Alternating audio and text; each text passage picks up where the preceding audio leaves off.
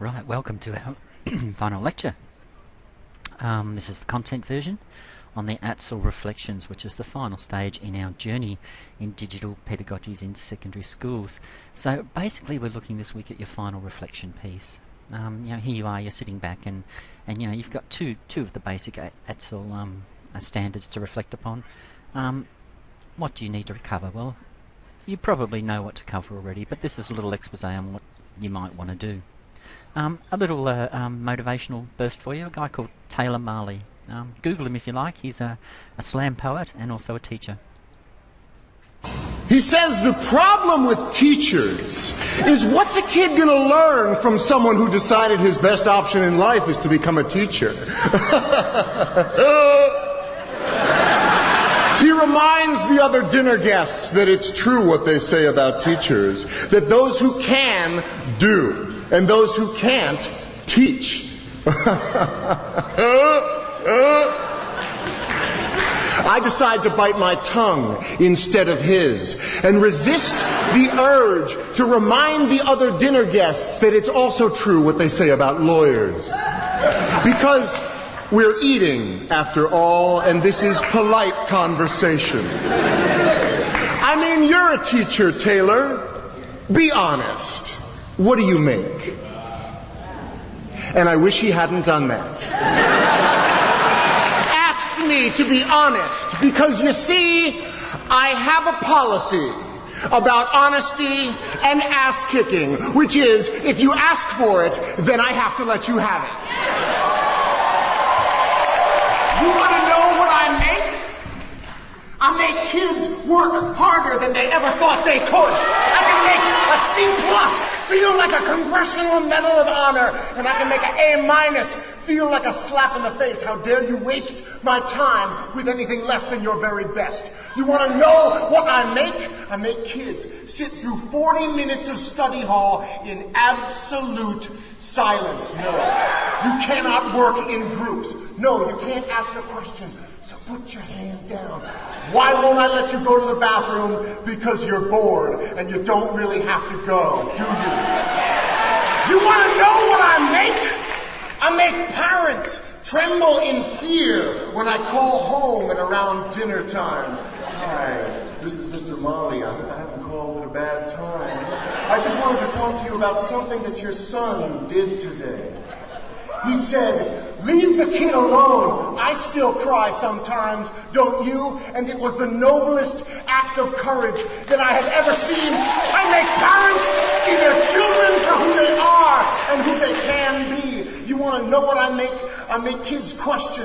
I make them criticize. I make them apologize and mean it. I make them write, and then I make them read. I make them spell definitely beautiful, definitely beautiful, definitely beautiful, over and over again until they will never misspell either one of those words again.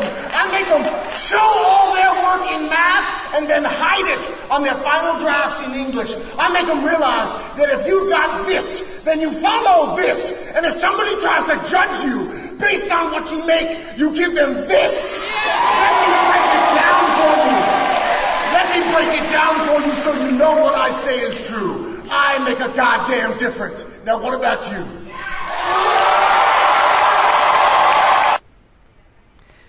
So if you're ever wondering why we're talking about standards, we're talking about coming out of the silos. As Sue from Cranley School in the ACT talks about here, breaking down our practices so that everybody can work in a public domain, that they can bring out their workings, wear them on their sleeves, show them in a public domain, and break down the silos of practice that we all and many professions get into. The standards are about bringing to a point good, exceptional, exemplary work. And of course they come from the Melbourne Declaration, and the goal of the Melbourne Declaration was of course twofold: equity and excellence, where equity and excellence actually means the best rather than the same. And goal number 2 talks about all young Australians will become successful learners, confident and creative individuals, active and informed citizens. This is the nature of the Melbourne Declaration. Now, it's a McKetcher document, you all know it, and it is the guide to a lot of the reform that's happening within teacher at the moment. How are the standards structured? Well, there are many standards, as you know. There's 7 different standards. We're asking you to look at the ICT standards, okay? Primarily around standards 6 and 7. And the standards apply at the graduate level, at the proficiency level, at the highly accomplished level, and at the leadership level. And these standards are going to follow you right throughout your teaching career. So this task, on the surface, you may think, what the hell am I doing having to reflect on standards? Think again.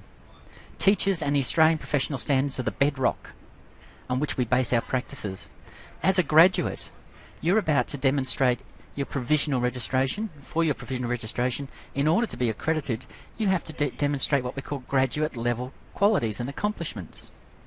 When you become a classroom teacher, years 1 to 7, before you become a senior teacher here in Queensland, you have to develop proficiency every time you renew your registration, okay, with the Queensland College of Teachers. In other words, you have to demonstrate your proficiency in a range of teaching standards.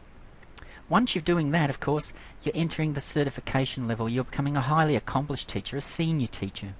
Here, of course, you're doing courses, you're doing professional development, you're completing out of school education, your higher education, your continuing education, all of these things. And ultimately, you get into the leadership role, where once again the focus here on your standards evidence is your certification.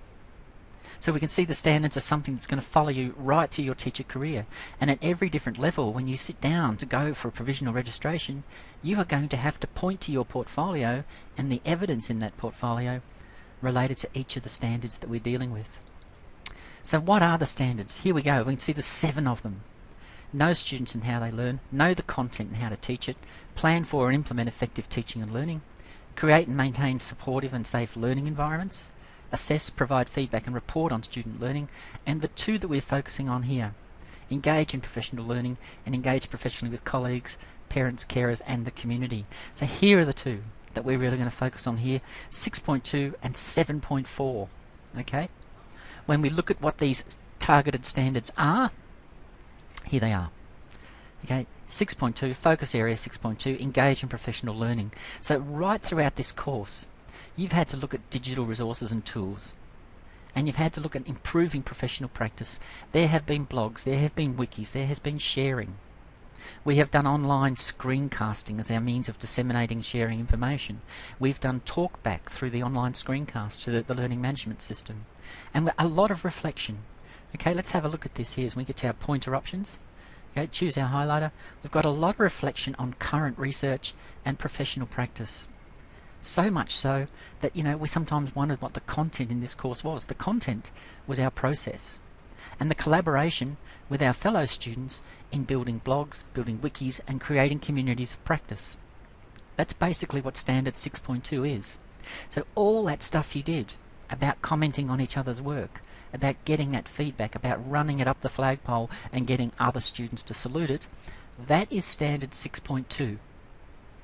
Standard 7.4, engaging with professional teacher networks and broader communities. Well, guess what? You had to form a PLN. Now, I know a lot of you found that frustrating. Some of you actually thought it was pointless. But bear in mind, here is evidence that you will bring to your graduate portfolio. So while Wendy has set you a huge challenge here, she's also giving you the opportunity to demonstrate and document evidence. Evidence that you can use in your portfolio of steps you have taken as a pre-service teacher to deliver and develop these professional standards. And we've done it. We looked at it. Okay, we've looked at expert and community representatives, contribution to professional community sites, your own networks, online discussions and forums. Okay, your wikis, your blogs. All of this is evidence that you can bring forward. Standard 6.2. Here it is. Engage in professional learning to improve practice. And we can see here that it's demonstrated throughout your career at a range of levels. A person in a leadership role will initiate collaborative relationships, expand professional learning, engage in research, provide quality opportunities. A graduate, however, at your level, the level where you're going to need to demonstrate evidence, is to understand the relevant and appropriate sources of professional learning for teachers. And most of you after this unit can point to, you've got the evidence you need to demonstrate graduate level proficiency in that particular standard. Some of you, I would argue, particularly those of you doing your internships, would easily be at the proficiency level. So this is the purpose of standards. This is the purpose of our reflection. Where are you? What did you do? How did it go? Some questions you might like to explore when you're doing this. And this is the final slide I'm going to show for the semester and for the term. The reflection asks you to consider these points. What is your teaching philosophy regarding ICTs in teaching? How do you believe that children learn best using ICTs? How have you demonstrated AITSL standards 6.2 and 7.4? What evidence do you have to back that up? What was your experience and your personal and professional learning as a contributor and participant in these learning communities? Again, what evidence do you have to back it up? So it's as a contributor and participant. So you're reflecting on that. Did your professional network, your PLN, help shape your digital pedagogy? How? Again, you're probably looking here at your curated insights and your feedback around those. And finally, what is the process of knowledge sharing for you as a pre-service teacher? What is it? Could this be improved? If so, how so? Is it something, for instance, that you need to be doing for the entire 4-year duration of your course? Some interesting questions. On that note, I'll stop. This is a short session. It's a short reflection. It's hopefully the final piece of your assessment. I wish you luck with it. All the best. And I'll see you at the Zoom session this afternoon.